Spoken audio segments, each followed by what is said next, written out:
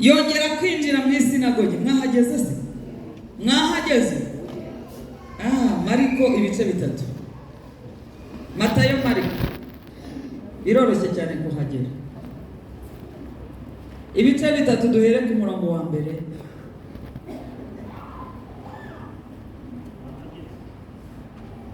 Aravuga ngo yongera kwinjira mu isinagogi asangamo umuntu unyunyutse ukuboko.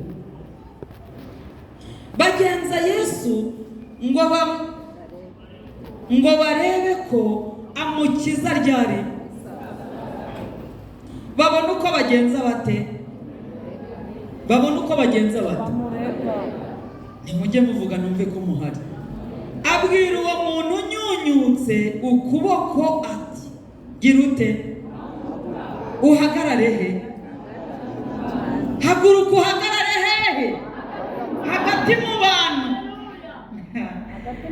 Arababaza ati, mbese amategeko yemera ko umuntu akora neza ku isabato cyangwa akora nabi? Gukiza umuntu cyangwa kumwica? Icyo kibazo ninde wakibajije? Yakibajije bande? Abantu bari he? Mu rusengero. Ni sinagogi bateranye, ni nko mu rusengero. Ngo bagira bate? Baramwihorera. Abararanganya amaso arakaye. Ababazwa nuko binangiye iki? Abwira uwo muntu ati, gira ute? Aramaze kukurambura bigenda gute? Haleluya! Ngamaze kukurambura bigenda bite? Haleluya! Nabazana ijambo ryiza riryoshye. Iri jambo Imana yarimpaye, wayobowe n'umwuka w'Imana uko yagiye. Iri jambo Imana yarimpaye. Ndahaguruka ndavuga nti reka ngende njye kuribwira abantu b'Imana. Iri jambo ryitwa ngo iki? Nubwo abantu batabyemera, nubwo abantu bakugambanira, nubwo babyanga, nubwo ibyawe batabiha agaciro, ariko ibyo Yesu yakwanditseho yarabyanditse. Nta kizabihindura, nta kizakuraho n'inyuguti n'imwe, nta kizatuma bidasohora. Byanga byakunda, iby'Imana yakuvuzeho, ibyo yakwanditseho azabisohoza. Ni Imana y'ukuri, ni Imana itabeshya, ni Imana ihagarara ku ijambo yavuze ikaririnda imyaka 1000 kugeza irisohoje. Imana nishimye. Nubwo batabyemera, nubwo badepoza bakabyanga, nubwo bavuga ngo nta mashuri ufite, nubwo bavuga ngo nta bitekerezo ufite, nubwo bavuga ngo wavutse ntabwo hakwiriye agaciro nk'uko wakagombye kugahabwa, nubwo bavuga ngo iyo tumurebye tubona bitakunda, ariko uyu Yesu twicaye imbere, uyu waduhamagaye tukaza imbere ye, ni umwami utagisha inama. Iyo agiye gukemura ibyawe ntawe agisha inama. Ni umwami ufata umwanzuro akavuga ngo ibi ngibi ndabikemuye, ikiba kiba. Imana nishimye. Iryo jambo muraryumvise? Nubwo imiryango yawe itabyemeje, nubwo uwo mwashakanye atabishyigikira, nubwo abana bawe batabyemera, nubwo n'inshuti zawe zitagushyigikira mu buko ufite, ariko icyo Imana yagambiriye Imana izagikora. Naho batagushyigikira, naho baguporopoza bakavuga bati nuriya, abo mu muryango bakavuga bati uriya nitumwemera, hariya ntabwo tujya tubana nabo, naho bavuga bati uyu ntabwo twamushyigikira, ariko iyi Mana twicaye imbere, ibyo yavuganye nawe, ibyo yagutekerejeho kuva kera, ibyo yakwanditseho kuva kera, nta kabuza izabikora.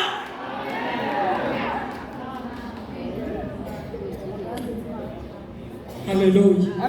Izabikora, nta kizabihindura. kuko yarabyiyemeje. Ngahagaze mu isinagogi, harimo umuntu wifitiye ikibazo cy'akaboko kamwe gatangana n'akandi, kanyunyutse, kadashobora kugira icyo gakora. Yari afite igikomere kimugoye, kandi burya urugingo rumwe iyo rufite ibibazo umuntu aba afite igikomere. Hari umuntu nzi ufite ikibazo cy'akaboko kabaye gutya, niba ari ikiganza cyacitse, niba byaragenze gute, ariko nta munsi n'umwe ndamubona atashyize umupira kuri iki kiganza. Usibye kuba ubizi gusa, ntabwo mushobora guhura ngo bimenye. Ibyo ni igikomere gituma hoza umupira hehe, hano ku kaboko ahavuye ikiganza. Umuntu yari ari aho rero yifitiye igikomere cy'uko akaboko ke kanyunyutse, aragenda araterana nk'uko natwe duteranye. Nawe nyumvire koko, yumvise ibitangaza Yesu akora, aragenda araterana yigira mu iteraniro. Yesu rero ureba hose utajya uhishwa, ababonye uwo muntu ufite akaboko kanyunyutse, aramuhagarika hagati y'abantu, nibuze kugira ngo arebe ko bagira impuhwe z'ako kaboko kanyunyutse. Uzi ko burya tugira abantu batagira impuhwe? Nutagira impuhwe ntabwo ijoro uzarigera muri beshya. Iri jambo ndikuribwira abarokore, ndikuribwira abarokore, ntabwo ndi kuvuga ngo ngadepe uye, ndikuribwira umuntu ukijijwe, umuntu waretse icyaha n'igisa nacyo. Ntuzibeshye ngo ibyo ngo nta kabuza izabikora, usambane ngo izabikora, unywe inzoga ngo izabikora. Yego mana yanjye, ntabwo nababwiye ko ijya yisubira? Ati ni ukuri igihugu nasezeranije Abisirayeli kubera ko banyitotombeye, nubwo nabasezeranije kiriya gihugu mbirahije ukuboko kwanjye, ndabihinduye hejuru y'imyaka 20 ntawe uzakigeraho. Amuhagarika hagati y'abantu, nibuze ngo bamugirire impuhwe. Arangije abaza b'iteraniro ryose ati ese biremewe gukiza umuntu ku munsi w'isabato? Biremewe gukiza cyangwa se biremewe ngo barangije bose bagira bati baramwihorera, baraceka, ntihagira n'umwe umusubiza. Byumvikana ngo bari kurwana n'imitima, baturiye mugabo agiye gukora ibiki ku munsi w'isabato, ngo baricecekera, baramwihorera, ntibagira icyo bamusubiza. Ariko Yesu ubwo abararanganyamo amaso arakaye. Yesu ari kuturaranganyamo amaso, akamenya uko tumeze, akamenya ibyakuzanye. Ni umwami mwiza uhaguruka akararanganya amaso mu bantu, akamenya icyaguhagurukije, akamenya niba ari icy'ukuri, kandi akatumenyera n'ibyo dukorera. Mana ihimbazwe cyane. Abararanganyamo amaso arakaye. Ariko uburakari bwa Yesu ntuzabugereranye n'ubwawe. Uranyumva? Uburakari bwa Yesu ntuzabugereranye n'ubwawe. Ejo utazagenda ukararanganya amaso mu bantu ngo nuko bavuze ibintu bibi, ugatangira kurakara no gukubita no kugira gute. Ubwo burakari bwawe buzakubera icyaha, ariko Yesu we ntabwo bwari icyaha, kuko umwami wacu ni umukiranutsi. Amaze kubararanganyamo amaso arakaye, aleluya, yakoze iki cyakurikiyeho? Amaze kubararanganyamo amaso arakaye, abararanganyamo amaso arakaye, ababazwa nuko binangiye imitima. Abwira uwo muntu ngo iki? Rambura ukuboko kwawe. Arakurambura, arakira, Imana ishimwe. Amaze kubararanganyamo amaso arakaye, abwira umuntu ngo kubw'itegeko, Yesu ndamukunda, ni mwiza, araryohera cyane, agira itegeko. Abo ku cyumweru narababwiye ngo Yesu yatwiyeretse bushya, aduha n'ikintu bita itegeko, akaduha itegeko. Muri twebwe hakaba harimo itegeko, maze kubw'itegeko rye Yesu aramubwira ngo nta n'undi mbajije, nta mbisabye none rambura akaboko kawe, arakarambura aba muzima. Imana ishinga cyane. Ndagira ngo gutangarize ngo uyu mwami twicaye imbere ntabwo ari umutubuzi nk'uko abatubuzi iki gihe bameze, ntabwo ari wa wundi uvuga ijambo ntarisohoze, ntabwo ari wa wundi ukubwira ibyo atazasohoza, ahubwo uyu mwami iyo ategetse biraba, iyo avuze biraba, n'iyo ategetse nabwo bihita bikomera. Yarategetse aravuga ngo umva, nubwo bacecetse benda barashaka kudakira, ariko kubw'itegeko ryanjye rambura akaboko, akarambuye arakira abamuzima. Imana ntihabwe icyubahiro.